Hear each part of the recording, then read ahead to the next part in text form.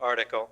The Jersey Devil has been widely published in several publications, including this recent book, which I'll hold up. You can know more about that later. Steve has lectured on the work of the Jersey Devil extensively throughout England, Sweden, Germany, Italy, France, Spain, I think. Not Spain, Canada, all through the US, and we'll most probably continue this lecturing.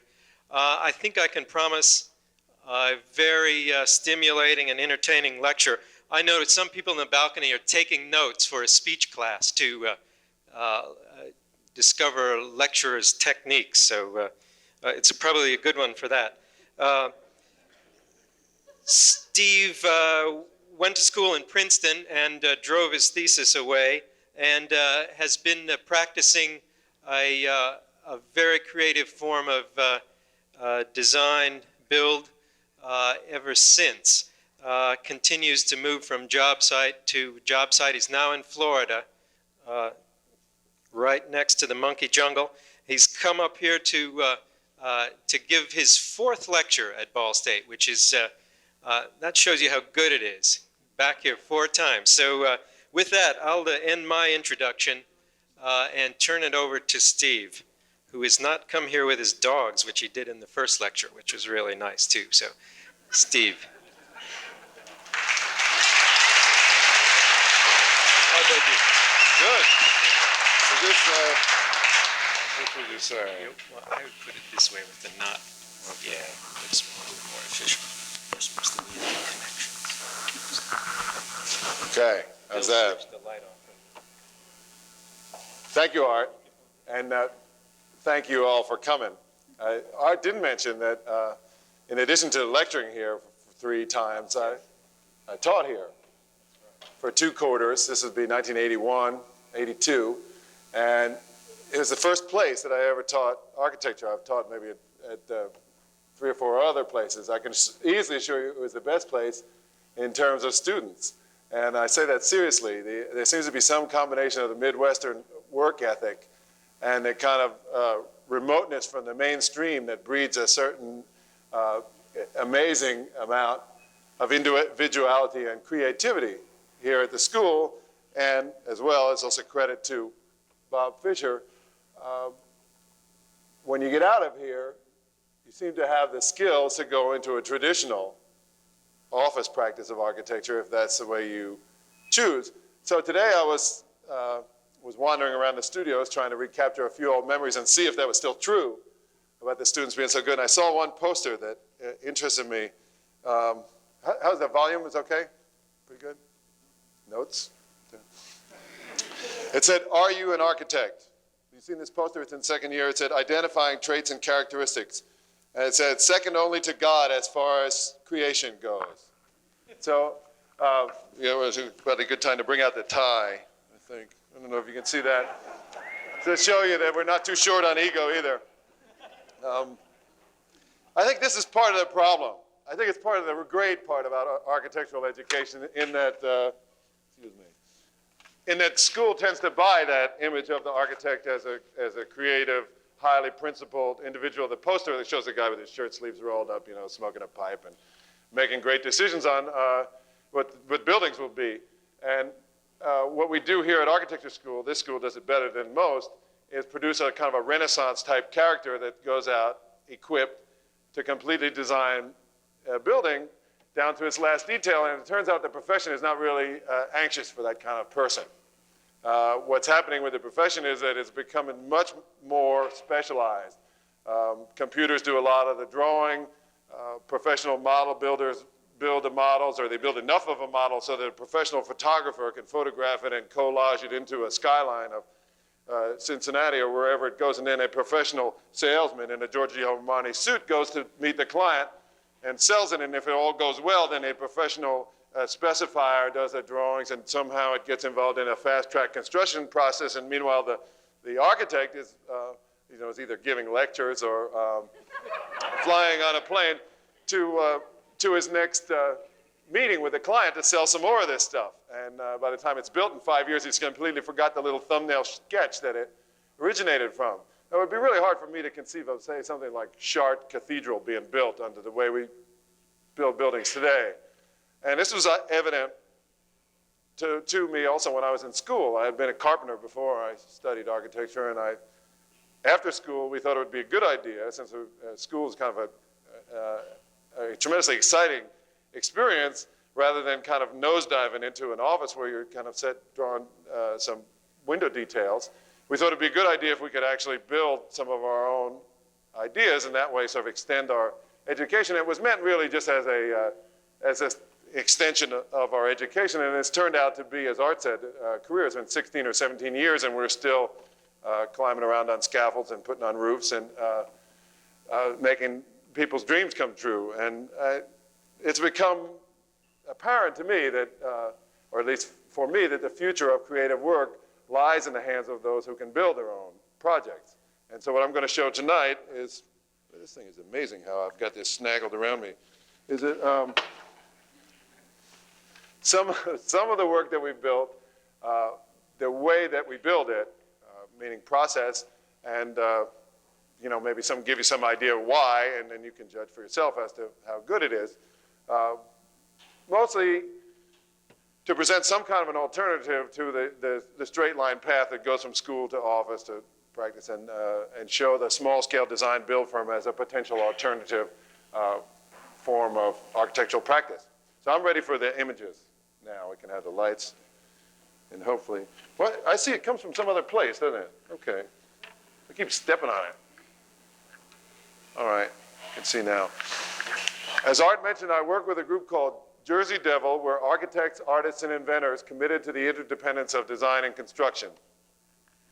We maintain a small office in New Jersey. It's basically just a post office box and a phone answering machine.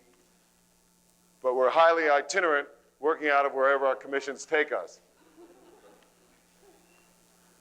We do the physical construction ourselves, and generally live on the site in trailers or site-built quarters.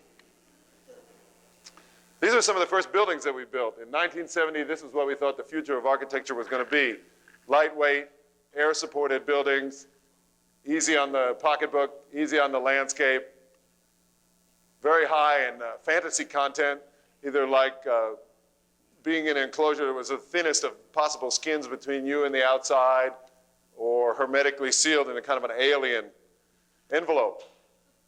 They were high in fantasy content, but they were fueled by a cheap energy that took massive amounts of air just to hold these buildings up, and of course they weren't very easy to heat and cool. I think you could build them with today's technology if you wanted to. Some were done for tennis arenas. But what we tried to do when I graduated from school in 1971 was to retain the kind of creative spirit of these structures in a more energy efficient package. So this is the first house that we built in 1972. It's in the Pine Barrens of southern New Jersey. It was built for a steam fitter and his family. He had an 80 by 100 lot, so privacy became the major determinant of the design. The house takes the form of a spiral. It spirals upwards from east to west so that the sun is continually entering the building as it moves around the horizon. That's the basic design concept, adding light and ventilation to a snail shell, which of course the snail shell being an appropriate image for a house that's by the beach. It's my partner, John Ringel, meditating on the foundation for the central mechanical structural tower. This tower is built out of reinforced concrete manhole sections. They're 4 foot diameter, 4 foot high, and 4,000 pounds each. And in 1972, they cost $80. It's an incredible weight per dollar bargain. And it came with a ladder inside, so we were able to run the utilities inside. And what we're doing here is we've got a rented crane, and we're stacking 8 of them up to a height of 32 feet in the center of the building. It's also an incredibly scary construction experience to be 30 feet up on a ladder guiding a 4,000-pound manhole down into place.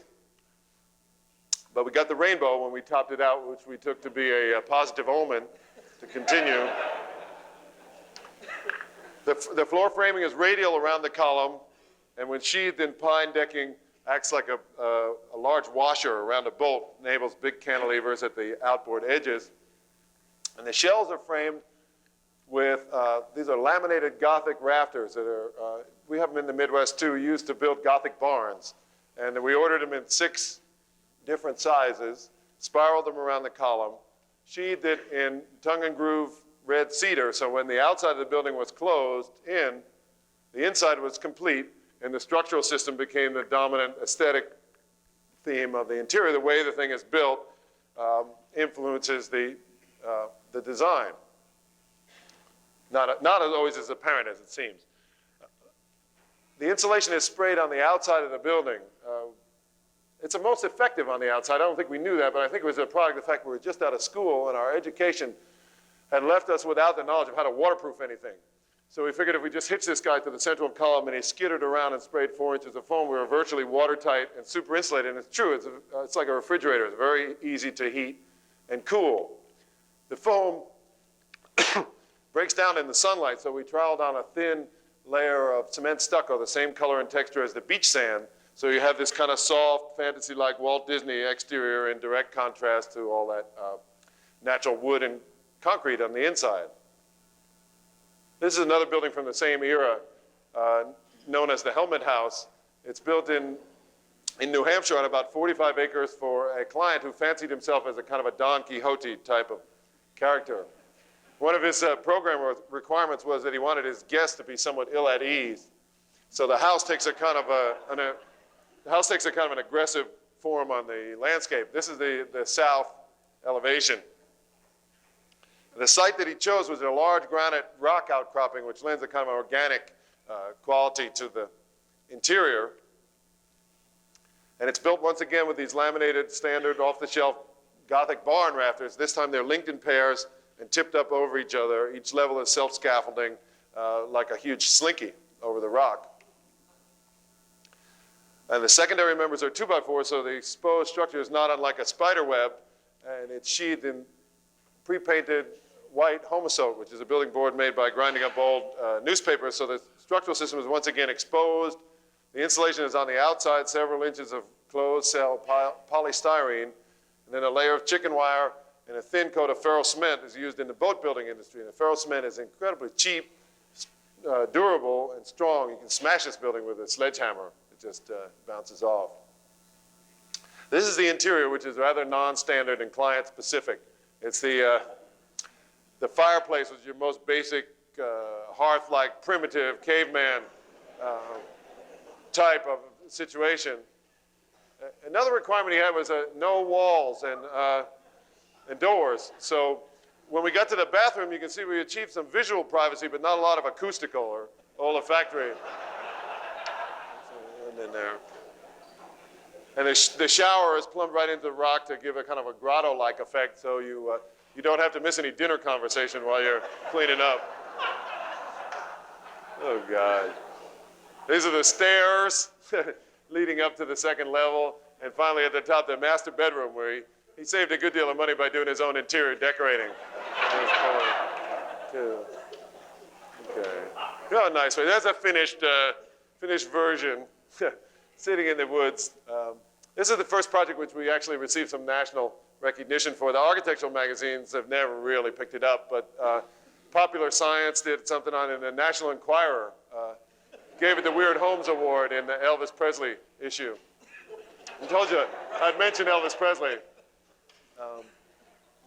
Okay, these are, those two projects are really good ones to start with for a couple of reasons.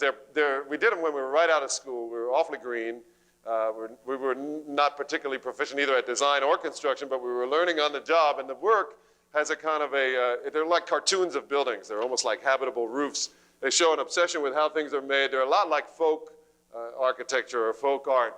And we learned a hell of a lot. They show the difference between the kind of architecture that's made in the schools nowadays and the kind of attitude that says, well, I can do something completely new and go out and even build it. But there's a certain kind of geometric purity and functional strength to these early projects that I think carries through in some of the later stuff that we'll show. No, maybe not this one, but this is a 150-year-old stone smokehouse in Princeton, New Jersey. which was owned by a plastic surgeon. It was in his backyard, and he had it boarded up at poolside, and then the gas crisis hit in the early 70s, and he was afraid he would never be able to go on vacation. He wouldn't be able to get any gasoline. So he asked if we could turn this little smokehouse into a vacation house for him so he could go out there and with his family on the weekends, I guess. It was a job, so we took, I'm going to finally use this pointer. Where's the pointer? Maybe I'm not. Yeah, there we go. All right. It's like a new toy. As you know, in a gable roof, there should be a tie beam across the center here to hold the roof together. And of course, to achieve 2 levels, it would have been right at eye level. So what we did was suspend the floor in such a manner that it held the roof together. And of course, in here, the bathroom has to be on this upper level to get the plumbing out without a pump. And that supports the roof, which is taken down the stairs, which become a diagonal column. And the whole thing is connected by this cylindrical bridge. Also, since he was a plastic surgeon, we got someone involved in the eye, ear, nose, and throat motif. As a construction, the cylindrical bridge and the flying bedroom. Sheathed top and bottom in vertical grain fir flooring. So you have this kind of handcrafted sculptural item hanging in a kind of a neutral sheetrocked box, which is the same shape as the house as we know it, on the Monopoly board. This is the kind of work that's possible if the architect is on site as the builder. We didn't do working drawings for this building. We did enough to get a permit. We had a really strong idea of what the structural system would be, obviously, to keep the roof up, and we let the details sort themselves out on site. If it leaves you flexible, if they're tearing down a diner in town, you can salvage the stools and work them into the kitchen. If you miscut the sheetrock on the stairs, you can come up with a detail that's cohesive with the design that you're working on. If you have some plywood left over, you can laminate it up into a handrail that would otherwise be fairly difficult to build. And that doorstop is a red rubber ball that's been dipped in flock to give it a kind of a tactile quality. I'm going to try and move into a more mature phase of Jersey Devil work now. This is Donna Walter, who's here tonight, or will be here tonight. Our concern with alternative energy, so-called, quote, alternative energy systems, which has been the backbone of the Ceres part of the school here. It was hard to find clients that were interested in doing energy efficient buildings in the early 70s until the energy crisis hit. So we began to experiment with them on our job site living quarters. And here Donna's making some chocolate chip cookies in a solar oven. It's basically just a window, an insulated box, a couple of mirrors swiveled around on a tire, automobile tire, and she actually burned a roast in that thing. In 1975, we found some clients that were interested in building a solar house. They were in Lambertville, New Jersey. They had recently returned from 7 years in Tanzania and were homesick for something resembling African huts. And the closest I could find to huts are these spruce grain silos, which are still built in upstate New York. So I ordered 6 of them. There's one inside the other to give room for insulation and wiring. Lined them up on an east-west axis, connected them with a truss bridge, which supports a site-built solar collector. Oh, I'm sorry about that. I'll turn all that. You guys who are taking notes have any questions? I'm sorry about that. I did check them. It should drop. This could portend some really bad things.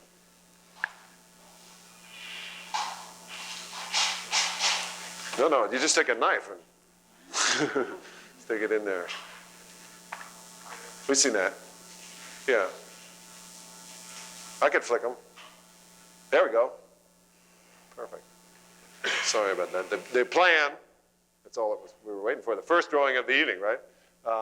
This is one you leave on there for a half an hour and go around and point to. Anyway, it's the plan is basically just a simple bubble diagram, rather unelaborated, with clear thermal and acoustical separation between the various parts of the building.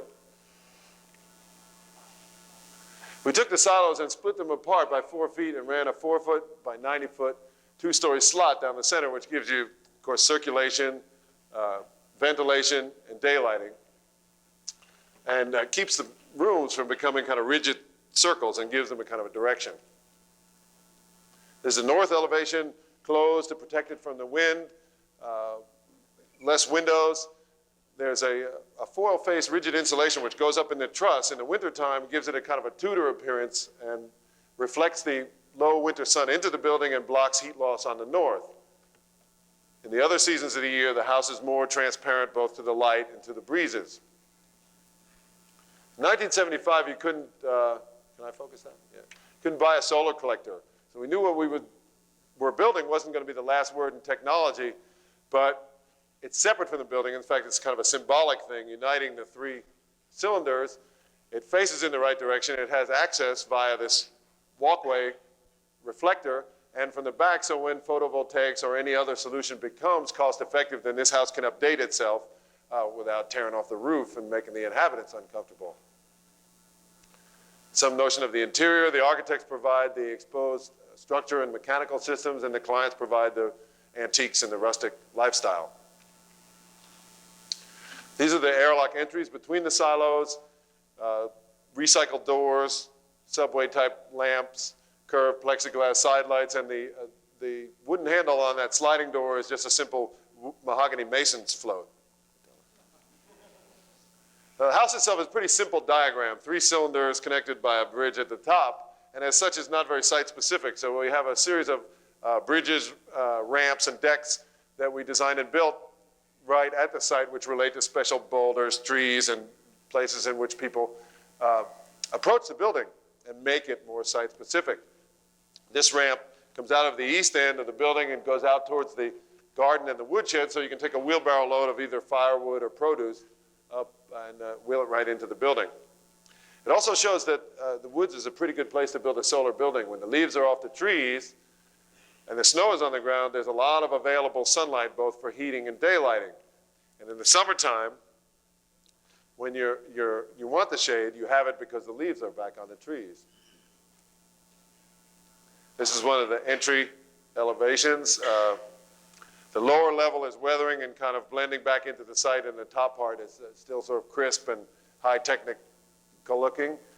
That circular element is similar to the circles in plan, and it has a porthole window which can be kept open all summer because it's undercover. It won't rain in there, and the hot air will rise inside the building and be pulled out into that porthole opening. It becomes a really effective passive cooling device. This is called the football house, or it's nicknamed the football house. We actually don't come up with the names before the buildings, as some people have figured. It's easier to refer to them than that than by the clients' names. Keeps the clients anonymous, too. This is built about 40 miles south of San Francisco. We knew how to handle the climate, but it's about a quarter of a mile from the San Andreas Fault. And they didn't teach us much earthquake design at Princeton, so we just sort of eyeballed it. We tried to do something that would be really spectacular if the big one hit, maybe kind of an end-over-end failure. It's actually a good way to build for an earthquake. It's like the redwood trees there. It has a deep-rooted foundation. It can move with a quake but not fall down. It doesn't try to resist it. So it's smart, reasonably smart. It's not a house really, but an addition to a house, and it's in a whole other architectural style from the house. So it's reached via about a 40-foot truss bridge, and the verticals of the truss, which we built on site, extend upwards to make a little canopy roof. And then we glaze the bridge with plexiglass, making it a kind of a tubular greenhouse, and you can experience those 2 second growth redwood trees from a whole nother level, and they're happy that we put the building that far over. That's the view from below, sheathed in redwood siding, which weathers to a kind of a natural dull gray. That curved window on the east end shows where the building could possibly extend by having the bridge sear right through there and go out to the next structure.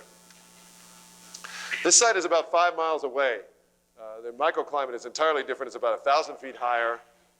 There's no more redwoods. The only trees that grow here are these gnarled, very low to the ground live oaks. And you can see from how the grass is pushed back that there's some fairly high wind from a particular direction, actually off the ocean on this site. In fact, winds as high as 125 miles an hour have been recorded here. We had some at 100 while we were working. So when you have an environmental factor that's that strong, it's got to influence what you design for a building. So what we've done here is scoop out the top of the hill, put the building inside so that the wind goes over the building, but that the sun comes in where we can use it for heating and daylighting. And by following the contours of the hill, we push the wind around the building and create a wind-free courtyard on the leeward side where he can have his hot tub and native plants in some degree of comfort. Also, by continuing the earth up onto the building and down over it, we give the building a certain amount of ballast and make an attempt to sort of blend it with the awesome site rather than kind of compete with it. That's the plan, basically a curved rancher, 2-car garage with a wine cellar off it, a kid's wing, and a parent's wing up at the top with as much public space as possible between them, all opening to the outside. In section, there's a view to the ocean side, which also is the south, and a large overhang to protect it from heat gain in the summer. In the wintertime, the sun comes in. I could probably put a pointer. In the wintertime, the sun comes in and is stored in this floor and released at night for heating. We take advantage of the slope across the site to put in this little trom wall, which works by natural convection for both heating, where you let it in, and cooling, where you can vent it. Some construction photos. These are the footings for that trom wall, which is also a bearing wall for the building. That would be the ocean side where the fog's coming up, and Silicon Valley there where the smog is. The wall is exposed on the inside of the concrete, so the forms are all made with boards. And here it's been poured, the vents are in place, and we're putting the utilities in under the slab. Now here pouring the slab with an overhead pump truck. In this picture, we've poured all the concrete and we're beginning construction of a curved box beam which will support the sod roof around the south side of the building. That shows that San Francisco, 40 miles to the north.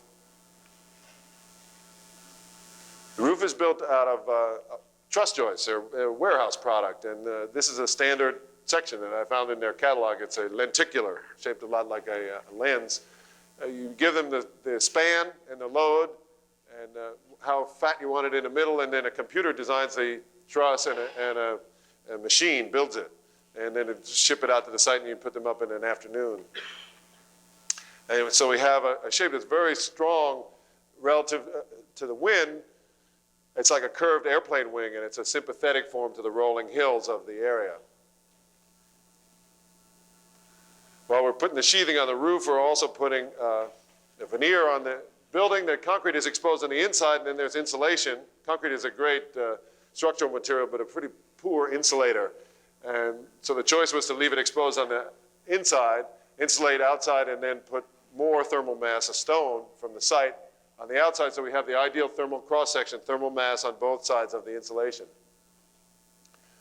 We're using the old form boards for roof decking in the private areas where there's going to be a drop ceiling, and in the public areas where the structure is exposed, we're using new pine decking. The whole thing is covered with a plywood diaphragm for strength, exterior insulation, which by now we know is the right place for it, and a 4-ply hot mop roof with a top sheet, a 45-pound top sheet, and extra gravel and actual drains, like you would put around a foundation, mostly taking the water down this proboscis, or snout-like item, to the center of the courtyard where we have a 6-foot diameter manhole that's been veneered in stone. It acts like a huge flower pot, which supports a live oak tree and some honeysuckle and drains into the foundation system. 4 inches of base rock, 4 inches of topsoil, and then this is the first crop of winter rye coming up on the roof. The rye starts it out and roots it, and then whatever's local takes over. This is a pretty good example of what happens when the architect is on site and how you can kind of steer the building in a whole other direction. We had some retaining walls on the plan that were to be built out of concrete and veneered in stone, and the excavator, Jim Dempsey, on the machine there, suggested that we use some of these huge boulders that were on the site to build the walls instead. It was just a fantastic idea. We got another tray at this point. I actually think he just enjoyed the challenge of doing this type of work when he suggested it, but he was incredibly skilled. He can pick up these behemoth rocks and stack them as easily as we would stack little ones. An important thing to learn if you're doing this kind of work is that it's not a good idea to use your own truck. This is a photo of an 8-ton boulder in a 3/4-ton dump truck. It's, one side is trying to tip and dump, and the other side is spitting hydraulic fluid down on the driveway. And We took this picture right before it caught fire and sent it to Vern for a Christmas card. Anyway, it all worked out okay, and the big rocks join up with the small ones, and this is the east elevation, the garage, which has recessed lighting. It's electric, and he pushes a button, and the Batmobile comes out and zips down the hill. This is also the entrance. You visitor parking, you walk past the garage into the courtyard. This is a more recent photo of the courtyard in the dry time of the year, which is the summer. You can see how the native plants of nature has kind of taken over the architecture, which is okay with me. The two little discs peeping out of the berm there are solar collectors for the domestic hot water. So there's a pedestrian entrance into the courtyard from the roof looking down at the front door, that snout-like item announcing the entry and also giving you a dry place to stand while you're waiting. And finally viewing out to the north past the hot tub with an insulated cover out across the Silicon Valley. That's the inside of the house, which is rather opulent as per client request, but doesn't miss a chance to incorporate the thermal mass that's essential to the passive solar heating system. The floor is quarry tile right on the slab, and it's laid in a radius, concentric radius. All the partitions are either stone or stucco. All of the partitions are non-bearing since the trusses go all the way across, so the partitions stop a foot from the ceiling, and there's a thin strip of glass that's fitted into a slot, which allows the roof to move up and down seasonally. It's the kitchen. It's laminated maple with an oak egg catcher edge. It was built by Tom Keller of Menlo Park, California. The dining room table and chairs, the table is curved, built by John Capel. And a friend of ours, Michael Moore, did the painting, and we coved the plaster out. I guess you can never buy another painting, or at least it has to have one that size, making it even a special part of the building. This is the master bedroom. It has a compound curved ceiling that's made by laminating up strips of 1 by 2. The headboard is cast into the bed. The bed is custom made. It leads right into the bathroom via a vanity with curved bifold oak doors, and culminating in a shower with plant-filled stucco forms, an outside window, 2 shower heads, and a little niche for the shampoo. It's a very custom approach to designing a building. The earlier houses that I showed used silos, manhole sections, bus windows, off-the-shelf industrial products in an attempt to make things more inexpensive. If you have a more liberal budget, it's nice to take some place where you would use a standard item like a window or a door and rethink that whole thing and design something special. So we built some of the windows and all the doors for this building. This is the entry door, which is laminated of redwood and shaped with an auto body grinder. That's a frame and panel redwood door that leads from the bathroom out to the hot tub. Curtis Schreier of the old Ant Farm group built all the interior doors. And Curtis felt like a door was a missed opportunity for storage. It'd do more than just be a passage. So he thickened up the cross-section and incorporated a lot of shoe racks and towel bars and shelves in his doors. This one, some shelves, perhaps for a display of bowling trophies or some such.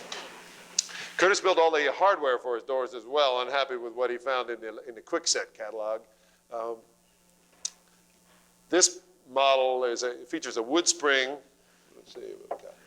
That's a wood spring which activates this arm and this little wheel which thunks into an oak plug on the jamb.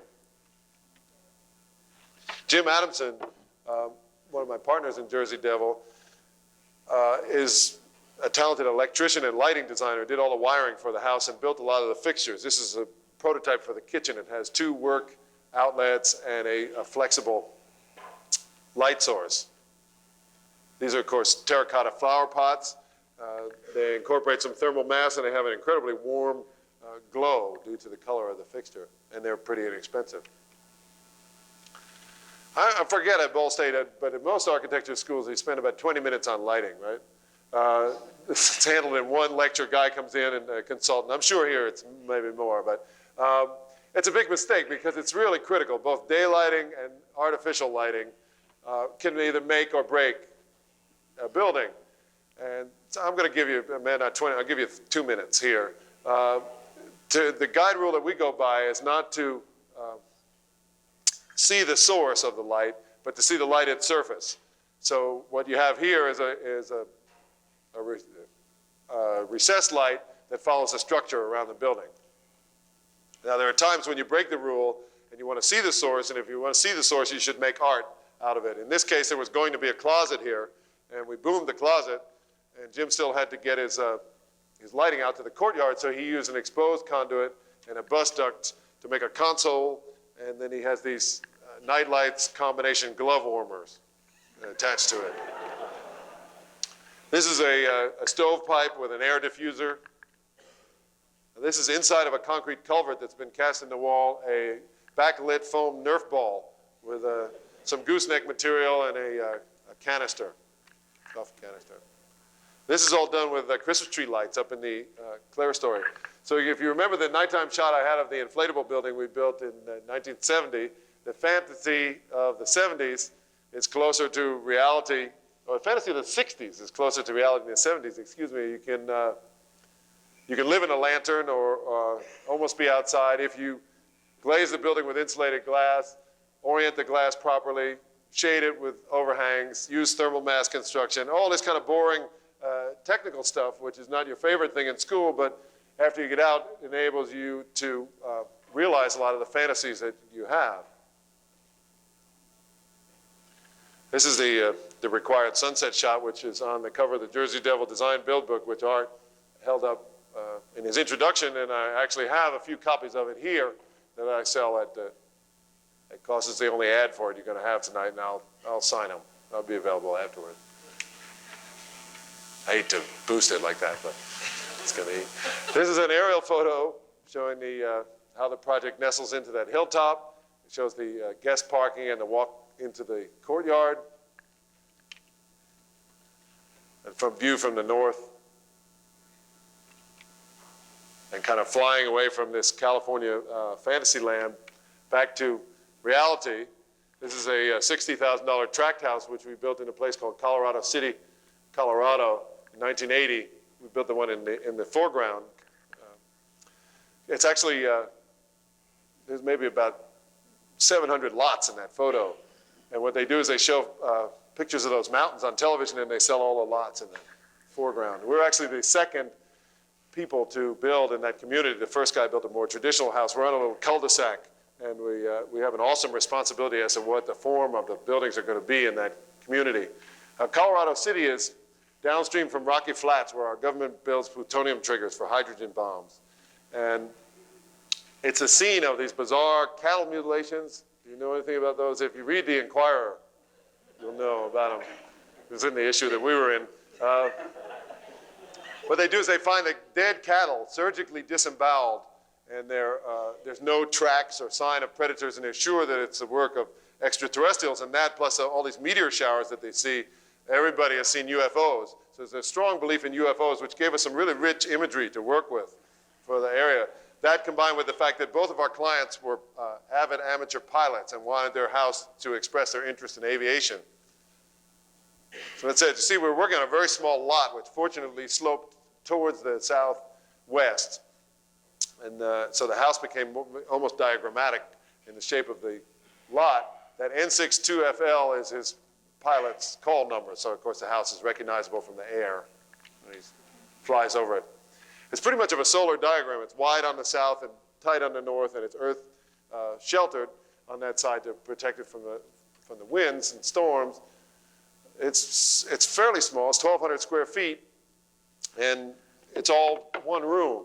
Everything's out there. This is a jacuzzi that's out in the open to add humidity to the space, which is essential there. This is the only enclosed space, which is the bathroom, and there's an airlock entry. So in the wintertime, the building can shrink to just this size. These are not partitions. They're 4 foot high, 1.5 foot wide, steel water tanks, which are like space dividers, and there's 1,200 gallons of water in there, which act as thermal ballasts, which mitigate the temperature extremes in the building. It's an axial building. Let's see that. Right, formal. Based on the axis of the car, and the people enter around from the side. It's high on the south and low on the north. And basically, I think the first building where we had an attic, the roof follows the line of the horizon, and the interior is sculpted so to minimize the volume and to maximize the ventilation through the building. The attic gives us a chance to add a large amount of insulation without expensive structure, and it gives us a layer of cool air by using a ventilator and bringing in air at the eaves. It gives you a layer of cool air between you and the sun. It's real important here where it's 95 degrees every day during the summer and you're at 6,000 feet elevation to provide some kind of natural cooling buffer. This is the framing. It's a crosshatch framing technique which eliminates thermal conductivity through the structure. It's borrowed from the Scandinavians. The image is pretty much prairie style. It's low and a little bit like an alien craft that's either about to take off or has just landed in this little wheat field. Sheathed top and bottom with corrugated asphalt, which is a building that's used in agricultural and industrial buildings. There's brown on the walls to absorb the low winter sun and silver on the roof to reflect the high summer sun. The building is okay for ground contact. It has a half-life of about 200 years. And so you avoid that kind of rough detail where you have to come out of the ground with concrete and then switch materials. And here you can just kind of either just emerge from the ground. That's the south elevation, kind of a classical composition of windows. They're prefabricated fiberglass panels with the internal aluminum framing for clear stories. There's this porte cochere over the patio door. Is also a domestic hot water heater, passive domestic hot water heater, and also shades the door in the summertime. And these windows are spotted around the elevation because they have sliding panels of insulation that slide into little pockets, so that they're made by the Sunflake Company in Colorado, so that the owners can control the amount of light that comes into the building, and of course thereby heat. In the wintertime you open them in the morning, close them at night, and in the summer you reverse the procedure. You close up during the day and then open at night to flush the building out. That's the northeast elevation. The building was a lot kind of rounder and softer and more lovable when I designed it. But we got out to the site and there was nothing out there but cactus and rattlesnakes. So it acquired these sort of fangs and it became a sort of pointy and a little more hostile. So it's a lot like a desert creature that's sort of hunkered in partially to protect itself and sort of half striking out. The part that's hunkered in, of course, is the house where you need the insulation, and the other part is just a workshop and a carport. It also shows the effect that building on a desert has on the landscape. It just totally strips it. It takes it a long time for it to come back. This is the, well, I guess the north elevation. Very simple materials, exposed wood framing for the trusses, plywood, steel insulated doors, hardboard siding, corrugated asphalt. The only industry in Colorado City is a Dore lamp company that makes those beanies for police cars. So we, in an attempt to support local business industry, went to the factory, selected a couple of them, and linked them to pieces of plastic sewer pipe, put them for lights. And he has little 12-volt blue runway lights that are stubbed out from the base there. So when he's coming in the driveway, he can hit a little button and the lights come on and the beanies will spin around. It's all low voltage, energy efficient. We did replant it. This is a product called, well, it's a plant. It's a landscape. LA guys will appreciate that, calling it a product. Called sedum. It's a weed that grows by the side of the road and in various seasons it blooms very beautifully. And we planted it on the berms, and where, of course, we had scraped down where it wouldn't grow anymore, made patios out of Colorado red gravel. This is a finished approach to the front door. You can tell it's the front door because it has that sewer pipe with the taillights over it. There wasn't a lot of money to build something elaborate. It would even keep you dry, but it's a notion that it is a special place, the front door, and we made a small gesture there. Another gesture is that TV antenna. It's another something that an architect rarely considers, that a television antenna is going to be added to his building. So we knew, in fact, that it was going to be added to this one, and we bought him a real zippy one and gave it to him as a housewarming gift and placed it right by the front door to reinforce this kind of UFO image that we were looking for. This is a view in winter. The house has a really strong, abstract, dark silhouette on the landscape. I wish I'd seen more UFOs, but I do have a couple of photos here. It's one. This is a house in the background framing. Go up there. This is even more amazing. This picture was taken at noon. We were sitting down having lunch, and the the sky got really dark, and this big beam of light came down, and the ship landed. These guys got out and took Jim away in the ship. And I was flabbergasted. I climbed up on the roof and got a photo of the ship as it was leaving. This is a true story. And we didn't see him for a couple of years, and he appeared at the office in New Jersey with this alien-looking creature with him and this silvery object on the car. And he said, I've seen the future, and it's going to change the way we daylight and skylight buildings. I call it roto-lid.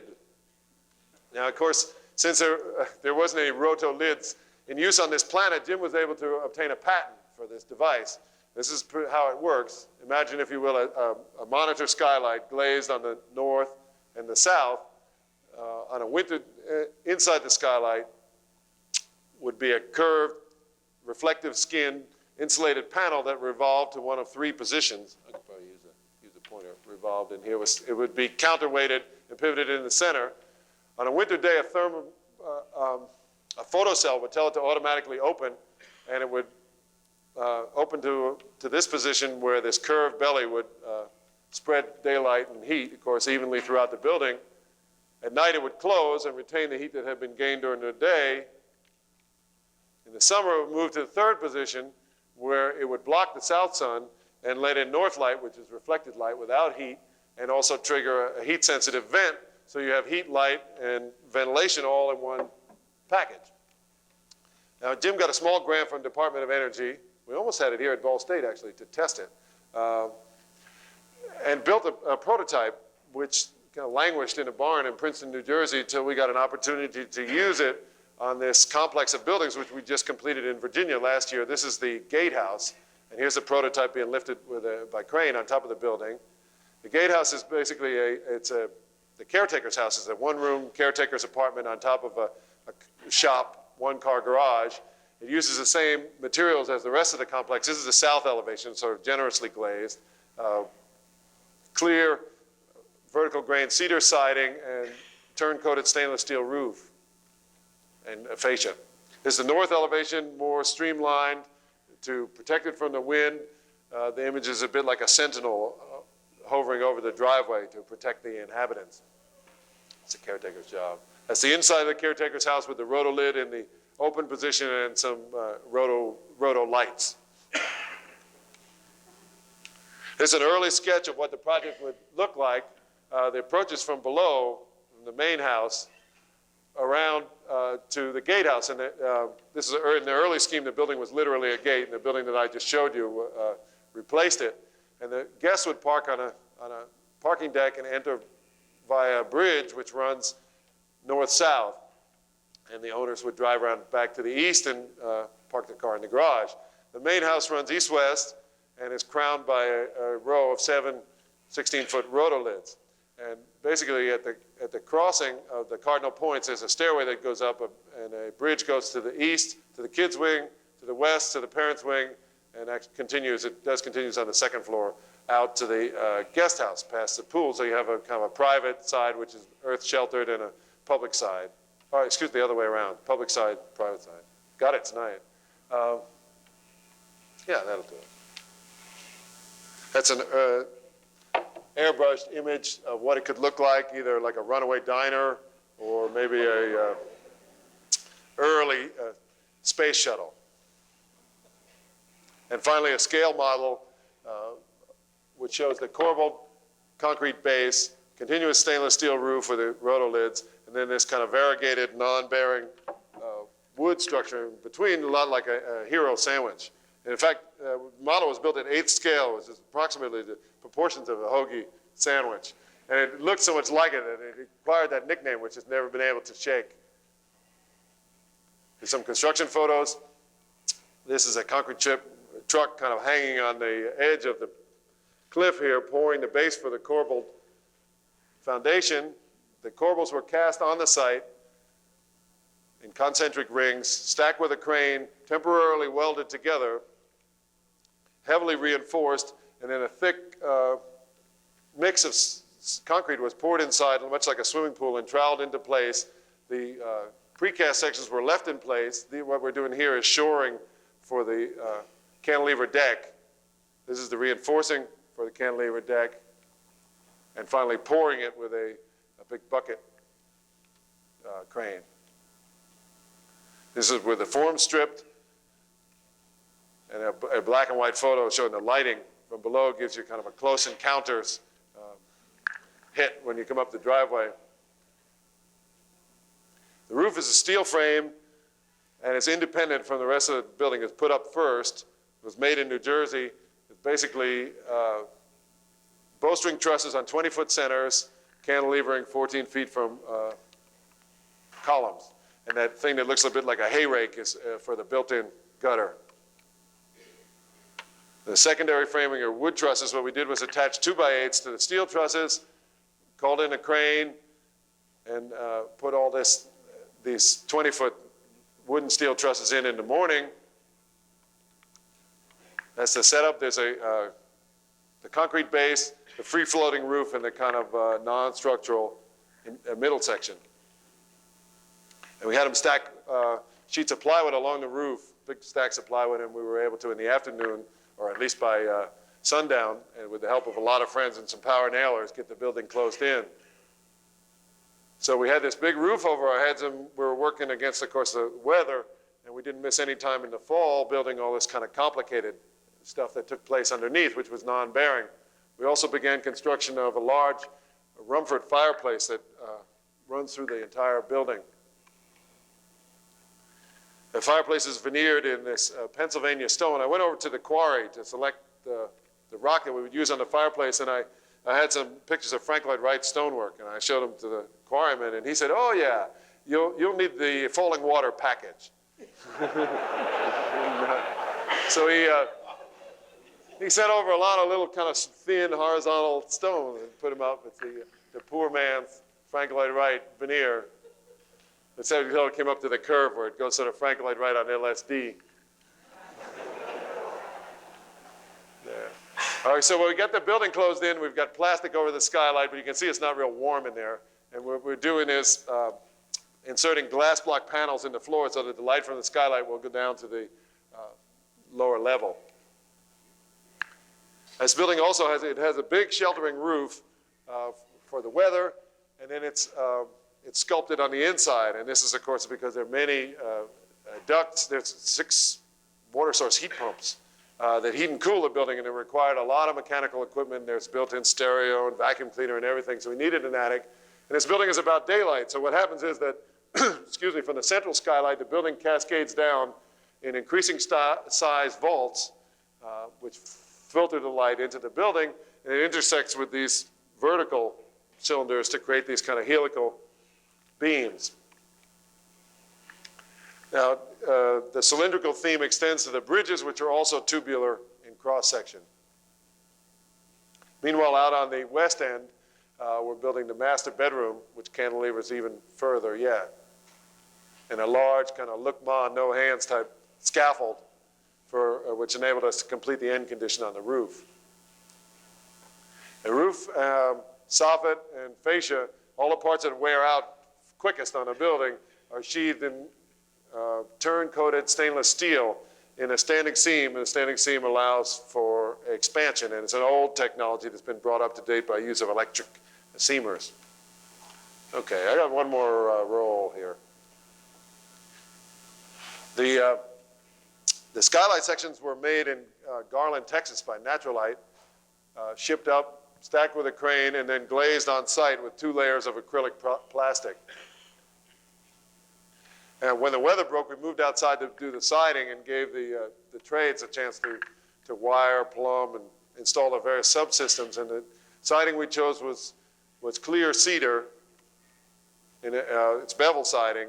And of course, when you try to wrap bevel siding around a curve, it doesn't lay flat unless you recut every piece into a little arc, like on a boat. It's really labor intensive, but I think for this building was so large that the thing that saves it, if it does at all, is the horizontality of it. So the decision was made to go with the horizontal siding. I think it was worthwhile. This is a view of the entry condition. From the guest parking, there's a stair, which is like a reverse of the corbel below, with a light tower leading to the cylindrical bridge that enters. And of course, the north side is bermed in where the wells are drilled for the water source heat pumps.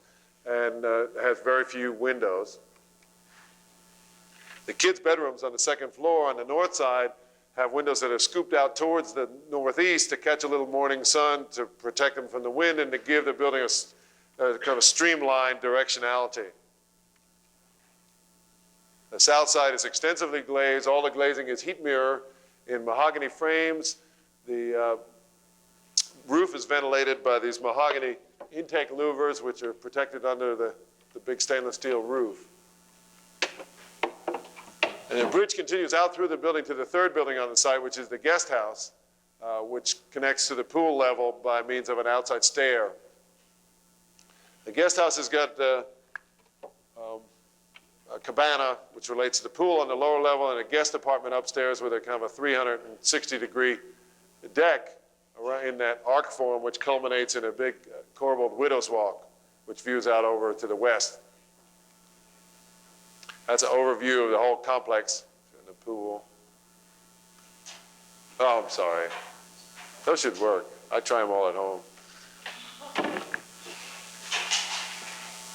He's good, though. It's not his fault.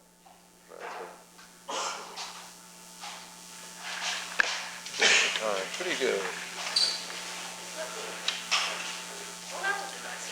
But it's good. No, he's right on beam. Perfect.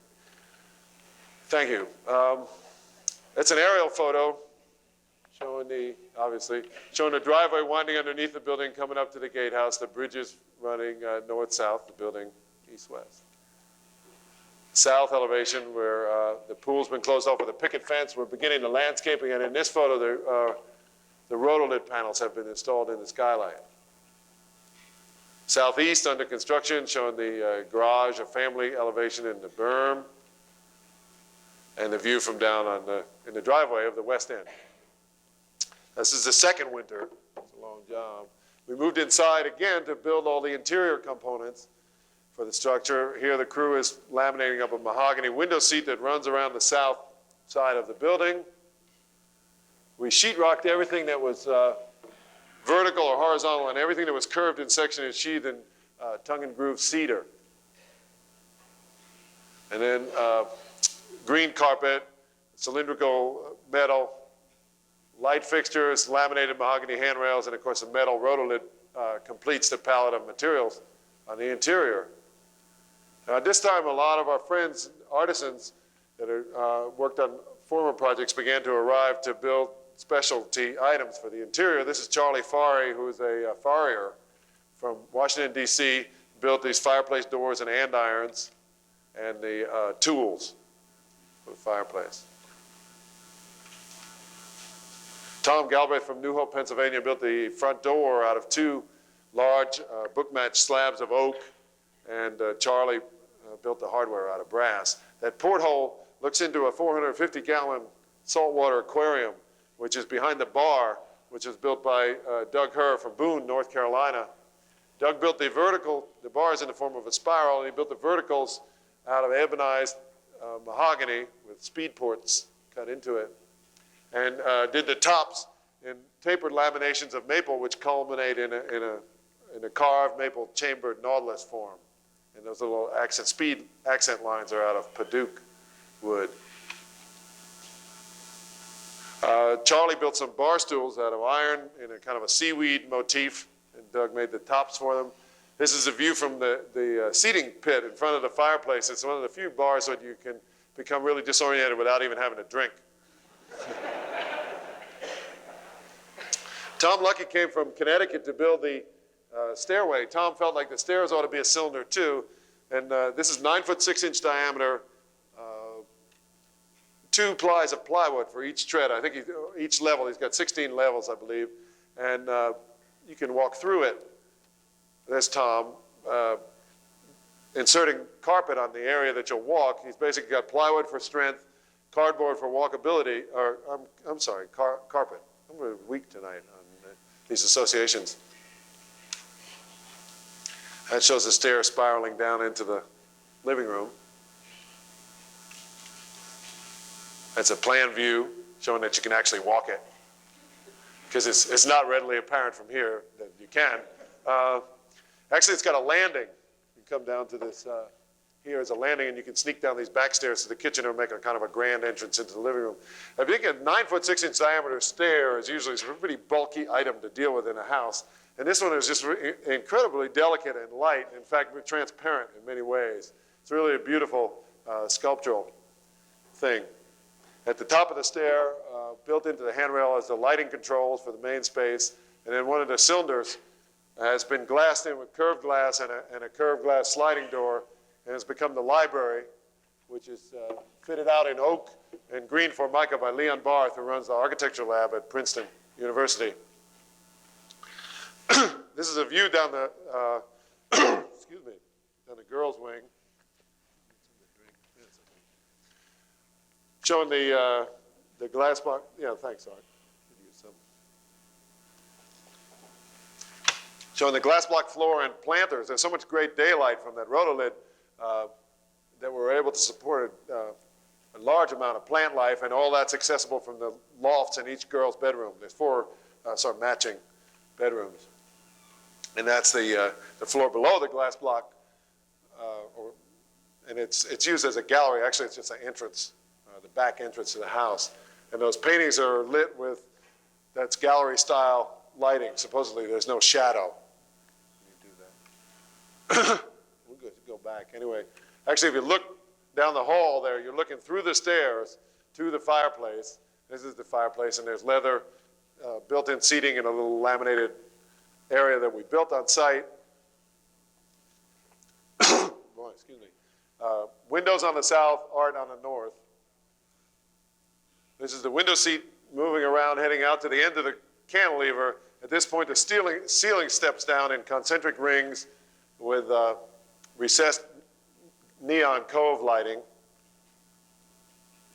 And it brings you to the media room, which Doug Herr built sort of in the form of a Wurlitzer jukebox. Looking back towards the main space, showing the bar, the stairs, the door, the relationship of those various elements, and to the kitchen, which is stainless steel, maple, and marble tops. You can see you got both uplighting and task lighting, opening into a kind of a sunlit breakfast room with a cherry table, topped with a chandelier combination planter built by Jim Adamson. And this kind of level of design and craftsmanship extends into every level of the house, into the laundry chutes and closets. And I'm just going to show a few more. This is the master bath tub area with the waterfall filling system. This is in the master bedroom, where there's a vaulted ceiling with cove lighting. You have a little more intimate scale, and a wainscoted item, which has a TV that comes out on scissors.